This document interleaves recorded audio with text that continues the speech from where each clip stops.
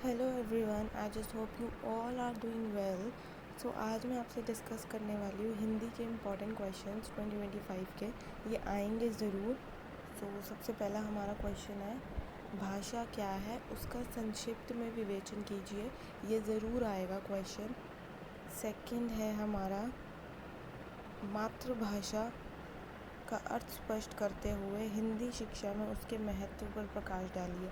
ये भी आएगा, मदर टंग का आ सकता है। थर्ड इज़ राष्ट्रभाषा से क्या तात्पर्य है। राष्ट्रभाषा के रूप में हिंदी भाषा के महत्व को स्पष्ट कीजिए।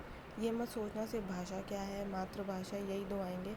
राष्ट्रभाषा के बारे में भी पूछा जा सकता है। नेक्स्ट इज़ हिंदी शिक्षण में ब्लूम द्वारा निर्धारित अनुदेशात्मक की वर्तमान स्थिति में स्कूलों में इन उद्देश्यों की पूर्ति कहाँ तक संभव है।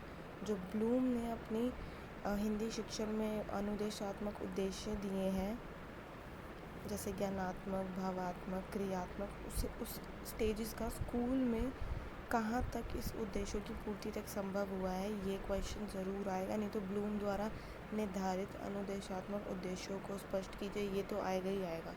या ट्रिकी करके ये आ सकता है प्रॉपर पूरा क्वेश्चन, या सिर्फ आ सकता है अनुदेशात्मक उद्देश्यों पर चर्चा करें यहाँ तक, तो ये आएगा ही आएगा। ये क्वेश्चन मोस्ट इम्पॉर्टेंट है।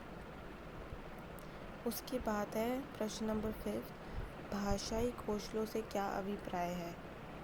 श्रवण कौशल से क्या तात्पर्य है, इसके उद्देश्यों पर प्रकाश डालिए। श्रवण कौशल मतलब सुनने से क्या तात्पर्य है, ये भी ज़रूर आएगा, तो इस पर भी ध्यान देना।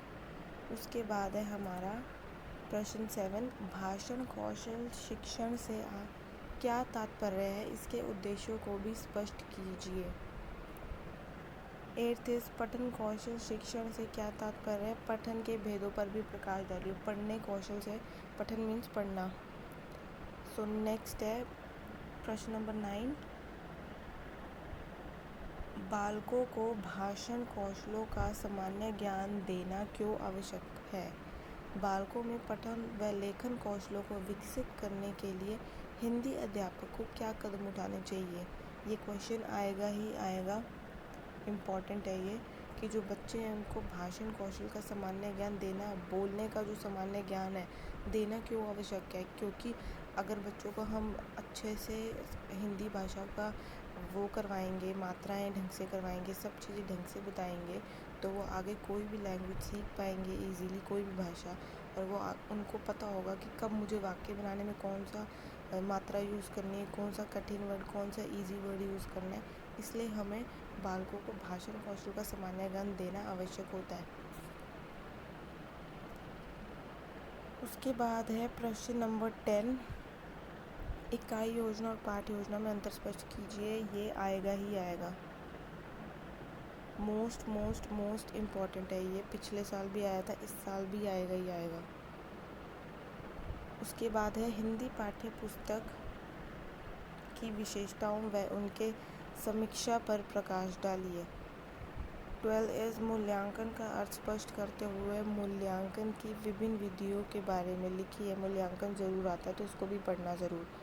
प्रश्न 13, प्रश्न पत्र क्या है, इस पर संक्षिप्त वर्णन कीजिए। प्रश्न पत्र, जैसे हमारा ये वो है, इकाई योजना इम्पॉर्टेंट है ना, वैसे हमारा ये प्रश्न पत्र भी इम्पॉर्टेंट है।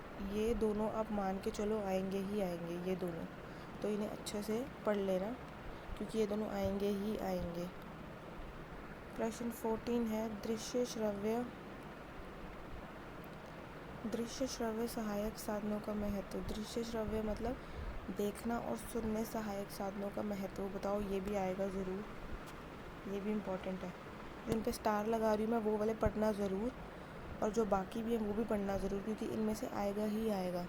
अगर आप इनमें से पढ़ के जाओगे तो आप मुझे DM करके बोलोगे कि हाँ ये ही आए थे। प्रश्न 15 है, भाषा कौशल और उसके महत्व पर प्रकाश डालिए। ये भी आएगा। ये है हमारे सारे क्वेश्चंस, ठीक है। तो आप इस पे नज़र डाल लेना एक बार, बाकी मैं इम्पॉर्टेंट टिक कर देती हूँ फिर से। तो ये है हमारे सारे क्वेश्चंस। अगर किसी को कोई भी अगर किसी को कोई भी और टॉपिक समझना हो तो मुझे डीएम में बता सकते हैं, मैं इसके ऊपर एक स्पेसिफिकली वीडियो बना दूँगी। तो आज का टॉपिक यहीं ख़त्म होता है। Thank you for watching.